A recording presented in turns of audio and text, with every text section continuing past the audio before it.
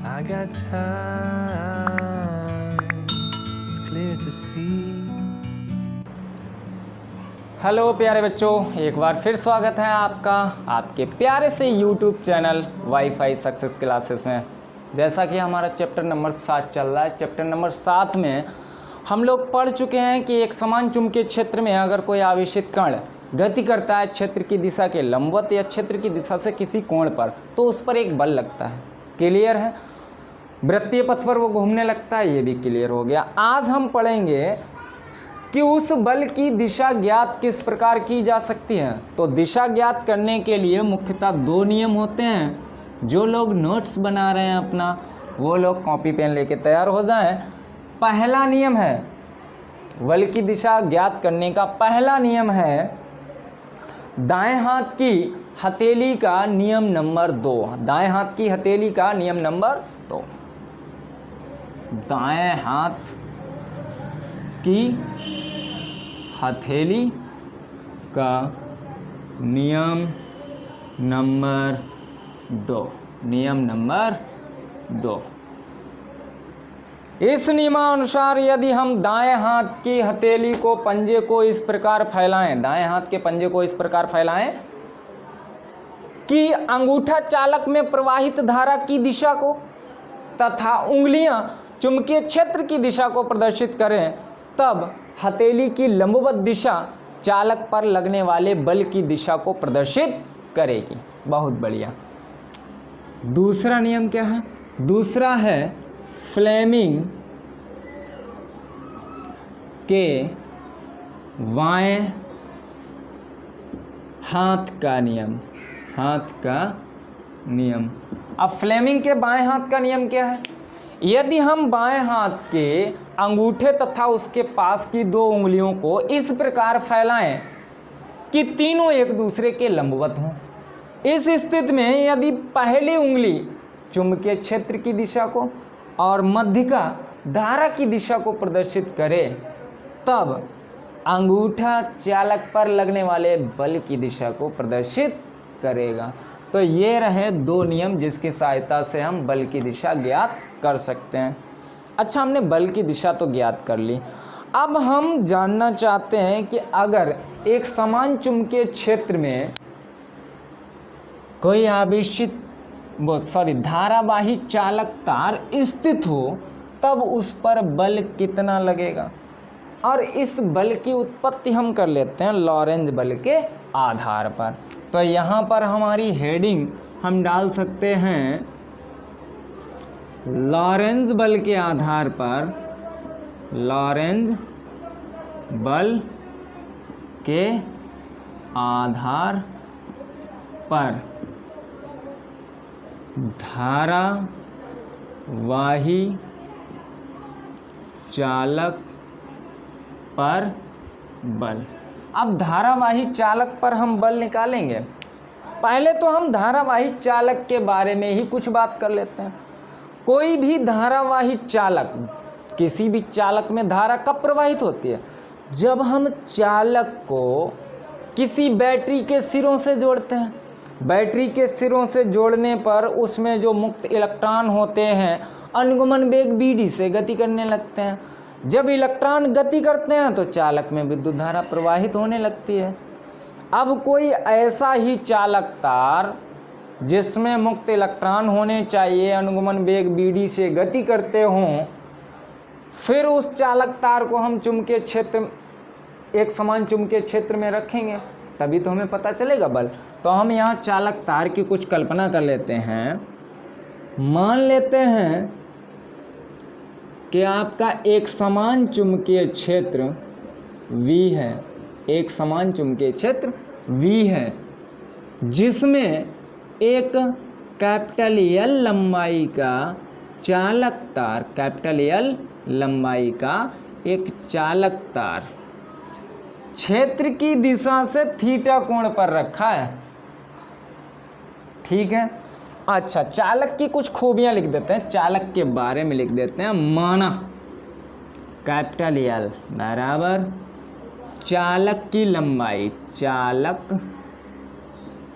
की लंबाई जब हमने कैपिटल एल चालक की लंबाई मान ली, कैपिटल ए मान लेते हैं परिच्छेद क्षेत्रफल, परिच्छेद क्षेत्रफल ये मान लिया हमने। अच्छा एन मान लेते हैं एकांक आयतन में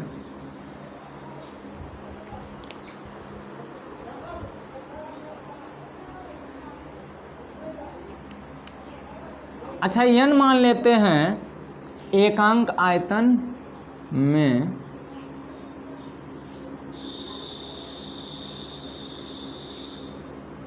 इलेक्ट्रॉनों की संख्या, इलेक्ट्रॉनों की संख्या। चलिए वीडी अनुगमन वेग, भाई धारा प्रवाहित होगी तो इलेक्ट्रॉन गति करेंगे तभी तो धारा प्रवाहित होगी, तो बीडी जो है मुक्त इलेक्ट्रॉनों का अनुगमन वेग है, मुक्त इलेक्ट्रॉनों का अनुगमन वेग। क्लियर हो गया। चलो हमने इतना सब कुछ मान लिया, चालक की लंबाई मान ली, मुक्त इलेक्ट्रॉनों का अनुगमन वेग मान लिया, और ई इलेक्ट्रॉन पर आवेश है भाई, इलेक्ट्रॉन पर आवेश। क्लियर हो गया।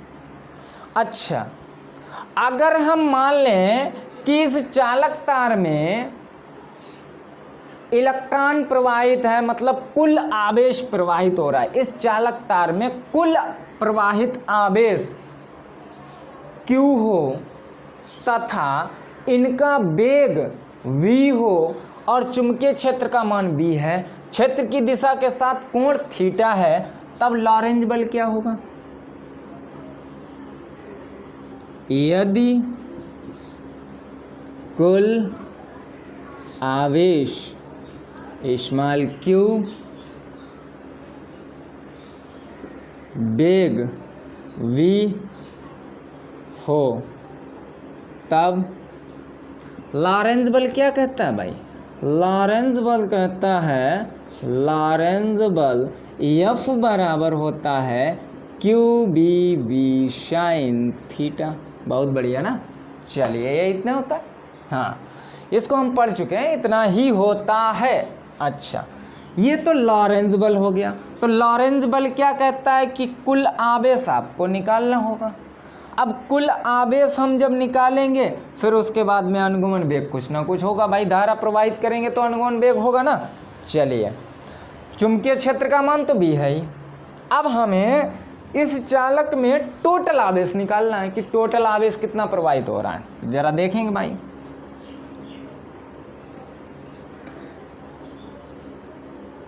चालक तार का, चालक तार का,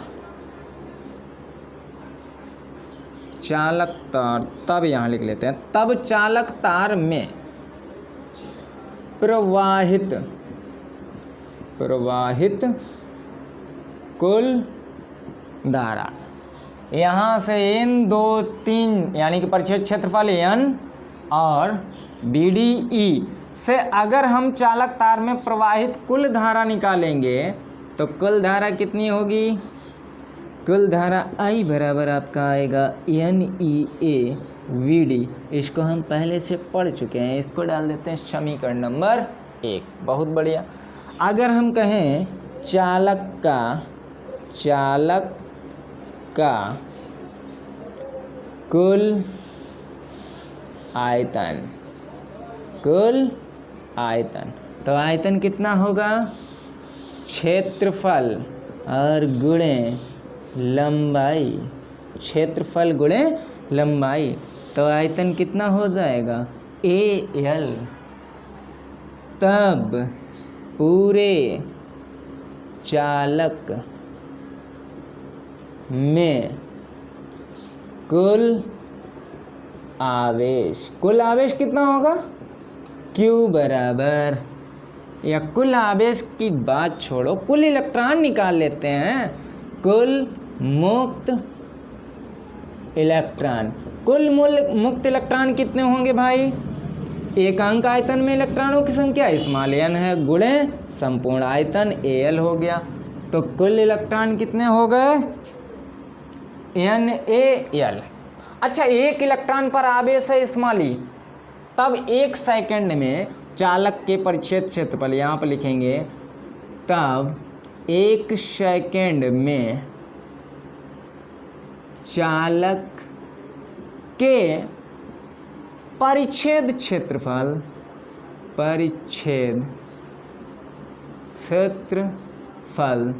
से गुजरने वाली धारा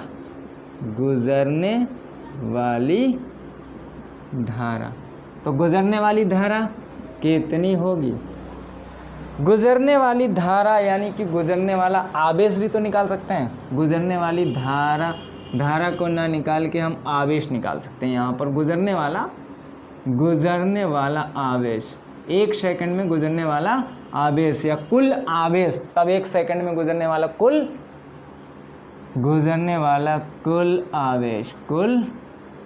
आवेश, ठीक है।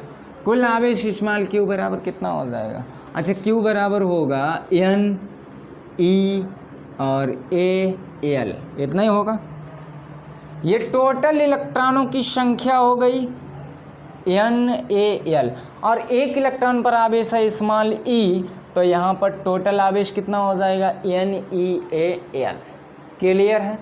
चलिए, अब हमें जब कुल आवेश गुजर रहा है, आवेश तो हमें पता हो गया, जब आवेश हमें पता हो गया है तब हम निकालेंगे इतने आवेश पर आरोपित कुल बल। तब इस आवेश पर आरोपित, इस आवेश पर चुंबकीय क्षेत्र में आरोपित बल, थोड़ा अच्छा लगेगा, आरोपित बल ऐसा लिखने पर थोड़ा सा अच्छा लगेगा। तो यहाँ से बल F बराबर क्या होता है? थीटा यहाँ दिया गया है, जरा देखना कौन आपका रहेगा। चलिए, कुल आवेश Q का मान कितना है? होता है आपका कुल आवेश, लिखना है ना, गुणे इलेक्ट्रॉनों का अनुगमन वेग और गुणे चुंबकीय क्षेत्र, और उसका रहेगा साइन थीटा जो एंगल है। चलिए, F बराबर कुल आवेश कितना है? NeA और L, बहुत बढ़िया। अनुगमन वेग है BD, चुंबकीय क्षेत्र है B और साथ में है साइन थीटा। F बराबर, जरा गौर से देखना, इसको हम NeA और BD लिख सकते हैं इकट्ठा। अच्छा, इनटू क्या बचा आपका? V बचा, L बचा और साइन थीटा बचा कि नहीं? इसको थोड़ा पहचानिए, नज़र आएगा कहीं समीकरण 1 में है। तो F बराबर IVL साइन थीटा, बहुत बढ़िया। तो किसी भी एक समान चुंबकीय क्षेत्र में अगर कोई धारावाही चालक रखा हो, तब उस पर लगने वाला बल F बराबर IVL साइन थीटा होता है। यदि हम यहाँ पर लिख दें कि थीटा इक्वल 90 डिग्री, तब F बराबर आपका हो जाएगा IVL, बहुत बढ़िया ना। चलिए, अगर हम कहते हैं कि थीटा बराबर 0, अगर थीटा बराबर 0 होगा तो F बराबर भी 0 आ जाएगा। थीटा बराबर 0 तो F बराबर 0, यानी कि अगर कोई धारावाही चालक तार चुंबकीय क्षेत्र की दिशा में रखा है और फिर उसमें जो इलेक्ट्रॉन है तो वो किधर, मतलब यानी कि चुंबकीय क्षेत्र की दिशा में, मुक्त इलेक्ट्रॉन है चुंबकीय क्षेत्र की दिशा में अगर गति करेंगे तो उन पर लगने वाला बल 0 होगा। चलिए, ये तो हमने निकाल लिया बल। अब अगर इसी कंडीशन में इसको थोड़ा, जिसको भी स्क्रीनशॉट वगैरह लेना है तो ले सकते हैं।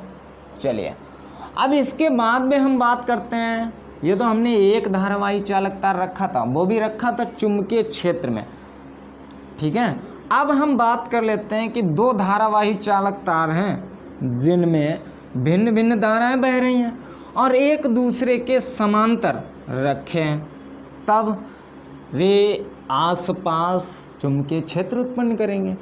तो एक दूसरे के कारण उत्पन्न चुंबकीय क्षेत्र में उनके बीच कितना बल लगेगा और कैसा कैसा बल लगेगा। बल भी कैसा कैसा होता है हाँ, आकर्षण भी होता है, प्रतिकर्षण भी होता है।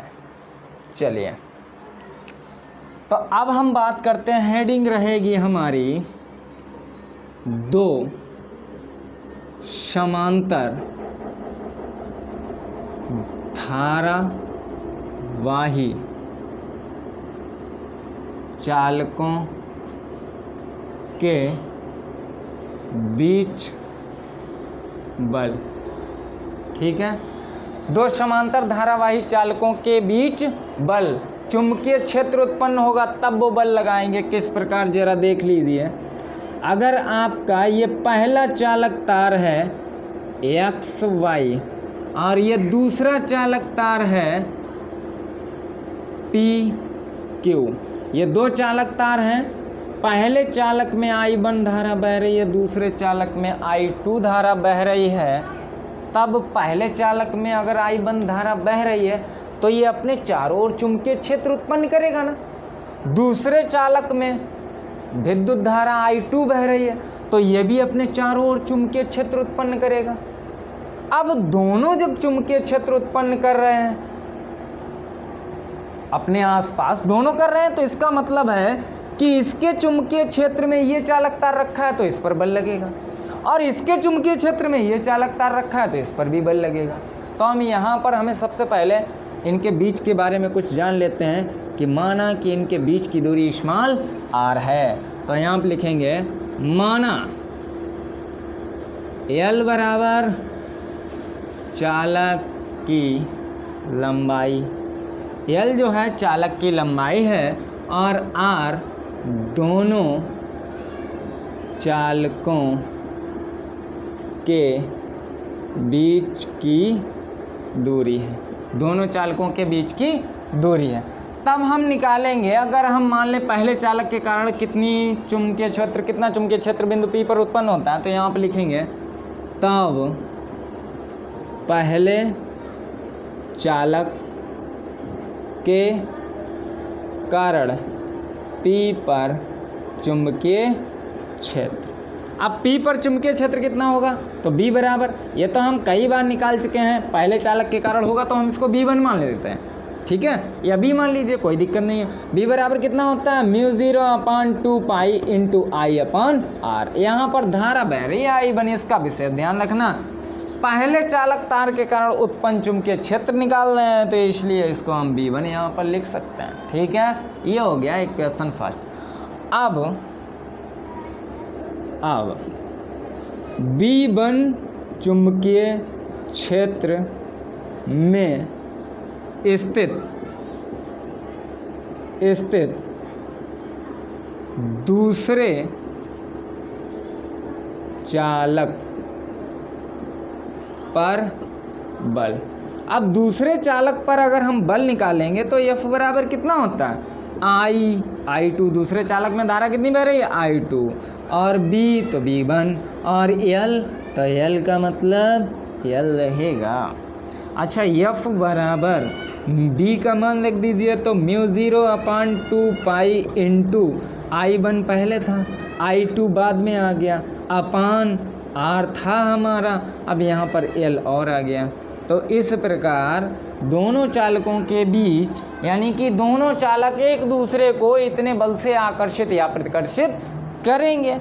ठीक है, अब यहाँ पर प्रत्येक लंबाई में, यानी कि एकांक लंबाई पर, एकांक लंबाई में आरोपित बल, अगर एकांक लंबाई में आरोपित बल निकालेंगे तो F/L हो जाएगा, μ0/2 पाई इंटू I1 I2/R। ये हो गया एकांक लंबाई में आरोपित बल। अब यहाँ बात रही कि बल कैसा होगा, आकर्षण होगा कि प्रतिकर्षण होगा। तो अगर हमें चुंबकीय क्षेत्र की दिशा पता है चुंबकीय क्षेत्र की दिशा पता होने पर हम निकाल सकते हैं कि बल कौन सा होगा। तो यहाँ पर चुंबकीय क्षेत्र की दिशा ज्ञात करने के लिए हम पहले नियम लगाएंगे, दाएं हाथ की हथेली का नियम नंबर 1। नियम नंबर 1 लगाएंगे तो चुंबकीय क्षेत्र की दिशा किधर हो गई? चुंबकीय क्षेत्र की दिशा हो गई उधर, लंबवत नीचे की ओर। जब हमें चुंबकीय क्षेत्र की दिशा पता हो गई कि लंबवत नीचे की ओर है, तो इसका मतलब अब यहाँ पर हम लगाएंगे कौन सा?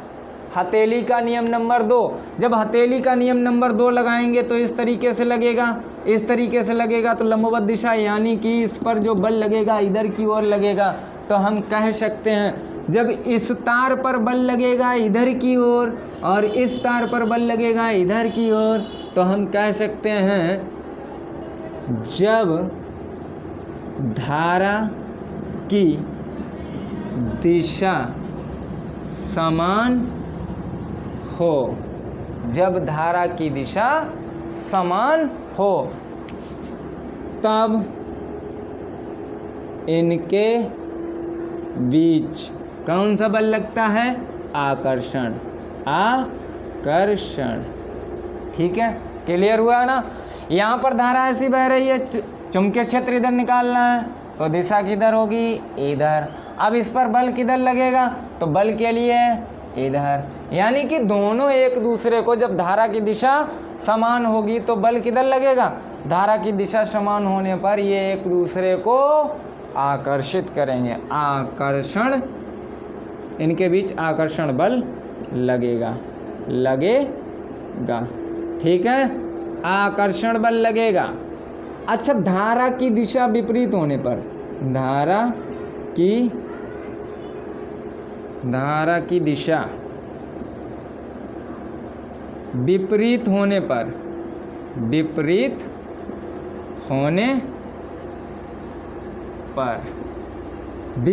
होने पर प्रतिकर्षण बल लगता है, प्रतिकर्षण बल। धारा की दिशा विपरीत होने पर प्रतिकर्षण बल लगेगा और धारा की दिशा समान होने पर आकर्षण बल लगता है। इसी कारण ये चालक तार, अगर धारा की दिशा समान है तो ये चालक तार अगर ऐसे हैं, I1 है I2 है, तो क्या लग गया? आकर्षण बल। अगर धारा की दिशा विपरीत है तो इनको क्या होना है? फैल जाना है इससे, ठीक है। अगर दृढ़ आधार से दो चालक तारों के दोनों सिरों को दृढ़ आधारों से हम बांध दें तो धारा की दिशा अगर समान है तो इनके बीच लगेगा प्रतिकर्षण, समान है तो आकर्षण और विपरीत है तो प्रतिकर्षण, ऐसे I1 I2 I1 I2। तो प्रतिकर्षण के कारण ये एक दूसरे से दूर हट जाएंगे, आकर्षण के कारण ये एक दूसरे की ओर आ जाएंगे। चलिए, इस छोटे से डेरिवेशन के साथ, प्यारे से डेरिवेशन के साथ चैप्टर नंबर 7 आपका गतिमान आवेश तथा चुंबकीय क्षेत्र यहाँ पर फिनिश होता है। अगले वीडियो में आपसे फिर मुलाकात होगी इस चैप्टर के बहुत बढ़िया से कुछ आंकिक प्रश्नों के साथ। तब तक के लिए देखते रहिए आप अपने प्यारे से YouTube channel wifi success classes को। धन्यवाद।